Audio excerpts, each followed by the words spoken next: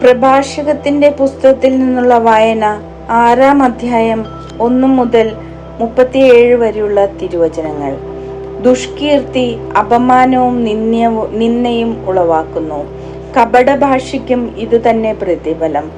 അഭിലാഷങ്ങൾക്ക് അടിപ്പെടരുത്, അവ നിന്നെ കാളക്കൂറ്റനെ പോലെ കുത്തിക്കീറും.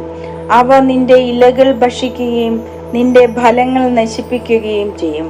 നീ ഒരു ഉണക്കമരമായി തീരും. ദുഷിച്ച ഹൃദയം അവനവനെ തന്നെ നശിപ്പിക്കുന്നു. ശത്രുക്കളുടെ മുമ്പിൽ അവൻ പരിഹാസപാത്രമായി തീരും. സൗഹൃദം മധുരമൊഴി സ്നേഹിതന്മാരെ ആകർഷിക്കുന്നു. മധുരഭാഷണം സൗഹൃദത്തെ ഉത്തേജിപ്പിക്കുന്നു. എല്ലാവരിലും നിന്ന് സൗഹൃദം സ്വീകരിച്ചു കൊള്ളുക, എന്നാൽ 1000-ൽ ഒരുവനിൽ നിന്ന് ഉപദേശം സ്വീകരിക്കാവൂ. പരീക്ഷിച്ചറിഞ്ഞ് സ്നേഹിതനെ സ്വീകരിക്കാവൂ, വേഗം അവനെ വിശ്വസിക്കുകയുമരുത്. സൗകര്യം നോക്കി ഹൃദയം നടിക്കുന്നവരുണ്ട്, കഷ്ടദിനത്തിൽ അവരെ കാണുകയില്ല. സ്നേഹിതൻ ശത്രുവായി മാറാം, കലഹം പരസ്യമാക്കി നിന്നെ അപമാനിച്ചേക്കാം. തേന്മേശ കൂട്ടുകാരൻ കഷ്ടദിനത്തിൽ നിന്നോടുകൂടെ കാണുകയില്ല. തീന്മേശ കൂട്ടുകാരൻ കഷ്ടദിനത്തിൽ നിന്നോടുകൂടെ കാണുകയില്ല. ഐശ്വര്യത്തിൽ ഒരുവൻ നിന്നോട് ഒട്ടി നിൽക്കുകയും നിന്റെ ദാസന്മാരോട് സ്വതന്ത്രമായി ഇടപെടുകയും ചെയ്യും. നിന്റെ തകർച്ചയിൽ അവൻ നിനക്കെതിരെ തിരിയുകയും നിന്നെ ഒഴിഞ്ഞ് നടക്കുകയും ചെയ്യും. ശത്രുക്കളിൽ നിന്ന് അകന്നിരിക്കുകയും സ്നേഹിതരോട് സൂക്ഷിച്ചു പെരുമാറുകയും ചെയ്യുക. വിശ്വസ്തനായ സ്നേഹിതൻ ബലിഷ്ഠമായ സങ്കേതമാണ്. അവനെ കണ്ടെത്തിയവൻ ഒരു നിധി നേടിയിരിക്കുന്നു. വിശ്വസ്ത സ്നേഹിതനെ പോലെ അമൂല്യമായി ഒന്നുമില്ല. അവന്റെ മഹാത്മ്യം അളവറ്റതാണ്. വിശ്വസ്തനായ സ്നേഹിതൻ ജീവാമൃതമാണ്. കർത്താവിനെ ഭയപ്പെടുന്നവൻ അവനെ കണ്ടെത്തും. ദൈവഭക്തന്റെ സൗഹൃദം സുദൃഢമാണ്. അവന്റെ സ്നേഹിതനും അവനെ പോലെ തന്നെ.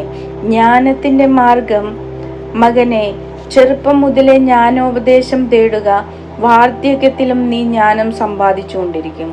ഉഴുതു വിതയ്ക്കുന്ന കർഷകനെ പോലെ അവളെ സമീപിക്കുകയും നല്ല വിളവിനു വേണ്ടി കാത്തിരിക്കുകയും ചെയ്യുക. എന്തെന്നാൽ അവളുടെ വയലിൽ അല്പനേരം അധ്വാനിച്ചാൽ വളരെ വേഗം വിഭവങ്ങൾ ആസ്വദിക്കാം. ശിക്ഷണം ലഭിക്കാത്തവന് അവൾ കർക്കശയാണ്. ബുദ്ധിഹീനന് അവളോടുകൂടെ വസിക്കുക അസാധ്യം. അവന് ദുർവഹമായ കല്ലുപോലെയാണ്. അവൻ അവളെ വേഗം ഉപേക്ഷിക്കും. ജ്ഞാനം അവളുടെ പേര് സൂചിപ്പിക്കുന്നത് പോലെ ഏറെ പേർക്കും അപ്രാപ്യമാണ്. മകനെ, നിന്റെ തീരുമാനം സ്വീകരിക്കുക, എന്റെ ഉപദേശം നിരാകരിക്കരുത്. നിന്റെ കാലുകൾ അവൾ ബന്ധിക്കട്ടെ, നിന്റെ കഴുത്ത് അവളുടെ ചങ്ങല അണിയട്ടെ. അവളുടെ നുഖത്തിന് ചുമല് താഴ്ത്തുക, അവളുടെ കടിഞ്ഞാൽ കുടഞ്ഞെറിയരുത്. പൂർണ്ണ ഹൃദയത്തോടെ അവളെ സമീപിക്കുക, അവളുടെ മാർഗത്തിൽ തന്നെ സഞ്ചരിക്കാൻ സർവശക്തിയും പ്രയോഗിക്കുക. അന്വേഷിക്കുകയും തിരയുകയും ചെയ്യുക, അവൾ നിനക്ക് വെളിപ്പെടും. കണ്ടെത്തി കഴിഞ്ഞാൽ വിട്ടുകളയരുത്. ഒടുവിൽ അവൾ നിനക്ക് ശാന്തി പ്രദാനം ചെയ്യും. അവൾ നിനക്ക് ആനന്ദമായി പരിണമിക്കുകയും ചെയ്യും. അപ്പോൾ അവളുടെ ബന്ധനം നിനക്ക് സംരക്ഷണവും അവളുടെ ചങ്ങല നിനക്ക് അലങ്കാരവുമായിരിക്കും. അവളുടെ നുകം സ്വർണ്ണാഭരണവും കടിഞ്ഞാൺ നീലച്ചരടും ആകും. മഹത്വത്തിന്റെ നീല അങ്കി പോലെ നീ അവളെ ധരിക്കും. തിളങ്ങുന്ന കിരീടം പോലെ നീ അവളെ അണിയും. മകനെ, മനസ്സു വെച്ചാൽ നിനക്ക് ജ്ഞാനിയാകാം, ഉത്സാഹിച്ചാൽ നിനക്ക് സമർത്ഥനാകാം. താത്പര്യപൂർവം ശ്രദ്ധിച്ചാൽ അറിവ് ലഭിക്കും. ഏകാഗ്രചിത്തൻ വിവേകിയാകും. മുതിർന്നവരുടെ ഇടയിൽ പക്വമതിയോട് ചേർന്ന് നിൽക്കുക. ദിവ്യഭാഷണം ശ്രവിക്കാൻ മനസ്സിരുത്തുക. ജ്ഞാനസൂക്തമൊന്നും വിട്ടുകളയരുത്.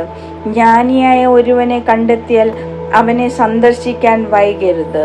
നിന്റെ പാദങ്ങൾ അവന്റെ വാതിൽപ്പടി നിരന്തരം സ്പർശിക്കട്ടെ. കർത്താവിന്റെ നിയമങ്ങളെപ്പറ്റി ചിന്തിക്കുക. അവിടുത്തെ പ്രമാണങ്ങളെപ്പറ്റി സദാ അധ്വാനിക്കുക. അവിടുന്ന് തന്നെയാണ് നിനക്ക് ഉൾക്കാഴ്ച നൽകുന്നത്. നിന്റെ ജ്ഞാനതൃഷ്ണ അവിടുന്ന് ശമിപ്പിക്കും.